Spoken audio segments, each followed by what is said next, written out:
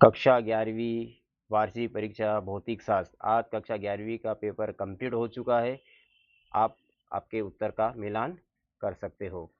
आप सभी का मेरे इस YouTube channel let study with Gehlot sir में बहुत बहुत स्वागत है। सही विकल्प चयन कीजिए। 4 उत्तर है। निम्नलिखित में कौन सी मूल राशि है? इसका उत्तर आएगा ताप। इसके बाद दूसरा प्रश्न है, कौन थीटा बराबर 30 डिग्री में प्रक्षेप के क्षैतिज परस का मान होगा? इसका आंसर बी आएगा, v² बटे जी गुणित √3/2। इसके बाद स्थैतिक घर्षण बल का विमीय सूत्र होगा mLT-2।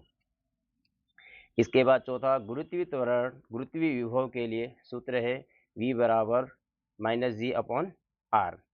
आयतन प्रत्यास्थ गुणांक का एसआई मात्रक है न्यूटन मीटर स्क्वायर। इसके बाद छठा है, कोणीय आवृत्ति ओमेगा स्प्रिंग नियतांक के एवं द्रव्यमान एम में संबंध है। इसका जो संबंध आएगा उसका ये 4 ऑप्शन है, उसमें से सही आंसर आएगा वो है ओमेगा बराबर √k/m। इसके बाद नेक्स्ट जो अगला प्रश्न है, रिक्त स्थान देख सकते हो जो दिया हुआ है। कोई गाड़ी 18 किलोमीटर प्रति घंटा की चाल से चल रही है तो यह 1 सेकंड में 5 मीटर चलती है। जब समय अंतराल डेल्टा टी 0 हो तो वस्तु का औसत त्वरण होगा तात्कालिक त्वरण कहलाता है। किसी वस्तु के संवेग में परिवर्तन के बराबर होता है आवेग आएगा इसका। ऊंचाई से गिरती किसी वस्तु के लिए स्थितिज ऊर्जा गति ऊर्जा होती है, गति ऊर्जा में परिवर्तित होती है। पृथ्वी की सतह पर गुरुत्वाकर्षण बल चंद्रमा की सतह की तुलना में 6 गुना अधिक होता है। प्रत्यास्थता की सीमा में पार्श्विक विकृति एवं अनुदैर्ध्य विकृति के अनुपात को पाइसन अनुपात कहते हैं। इस प्रकार से दो प्रश्न नंबर 2 भी कंप्लीट होता है। अब आपको जो बता रहे हैं जरा जोड़ी बता रहा हूँ मैं, जोड़ी का आप मिलान कर सकते हैं। विद्यार्थियों, यह चैनल आपके लिए बहुत उपयोगी है। प्लीज इस चैनल को अवश्य सब्सक्राइब करें, वीडियो को देखते जाइए और सब्सक्राइब बटन पे प्लीज प्रेस करिए, दबाइए। इसका जो पहले का आएगा घन कोण, इसका आएगा F आएगा। साबुन के बुलबुले में दाब का आधिक्य, इसका D है।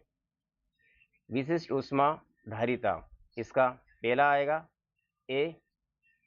ठोसों की विशिष्ट ऊष्मा धारिता, इसका B है। सरल आवर्त गति करते स्प्रिंग की कुल ऊर्जा, इसका C है। तरंग संचरण नियतांक, इसका जो आएगा E आएगा। इस प्रकार से आप जोड़ी का मिलान कर सकते हो। अब एक वाक्य में एक शब्द में उत्तर है, पृथ्वी पर किसी पर्वत की अधिकतम ऊंचाई कितनी हो सकती है? तो इसकी जो ऊंचाई हो सकती है वो लगभग 8.85 किलोमीटर आएगा। रुद्रोष्म प्रक्रम के लिए आदर्श गैस की अवस्था समीकरण जो होगा वो PVR नियत।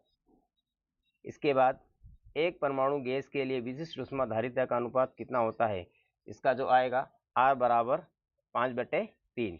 फिर चौथा है, ऊर्जा समविभाजन के नियम लिखिए। तो ऊर्जा समविभाजन के नियम के लिए ये लिखा हुआ है। चौथे का, संतुलन अवस्था में प्रत्येक स्वतंत्रता डिग्री के लिए औसत ऊर्जा 1/2 kT होती है। इस प्रकार से चौथे प्रश्न का आंसर है। इसके बाद अगला जो प्रश्न है, दोलनी गति के लिए पिंड की आवृत्ति को परिभाषित कीजिए। तो इसका जो आंसर है, प्रति सेकंड पूर्ण दोलनों की संख्या को आवृत्ति कहते हैं। इस प्रकार से विद्यार्थियों प्रश्न नंबर चौथा भी कंप्लीट होता है। अब प्रश्न नंबर पांचवें का मिलान कर सकते हैं, सत्य असत्य है। प्लीज इस चैनल को अवश्य सब्सक्राइब करें, वीडियो देखते जाइए, लाइक करते जाइए और सब्सक्राइब करते जाइए। यह चैनल आपके लिए बहुत उपयोगी है विद्यार्थियों। अब सत्य असत्य है। जो पहला है, एक समान वृत्तीय गति में कण की चाल नियत रहती है किंतु वेग लगातार परिवर्तित होता है, सत्य है। घर्षण बल एक संरक्षण बल का उदाहरण, असत्य है। पृथ्वी के परितः परिक्रमा कर रहे किसी उपग्रह की कुल ऊर्जा ऋणात्मक होती है, सत्य है। रबड़ एक प्रत्यावर्तक पदार्थ का उदाहरण, सत्य है।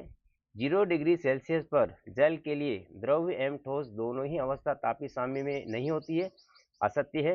इस प्रकार से आपके प्रश्न नंबर 5वां भी कंप्लीट होता है। और प्रश्न आप देख सकते हैं, पूरा पेपर आप देख लीजिए। बहुत अच्छा पेपर आया था, बहुत सरल पेपर आया था, और अगला पेपर भी बहुत अच्छा जाएगा। मैं आपको अगले पेपर के लिए भी बहुत बहुत बधाई और बेस्ट ऑफ लक देता हूं। और प्लीज़ और इस चैनल को अवश्य सब्सक्राइब करें।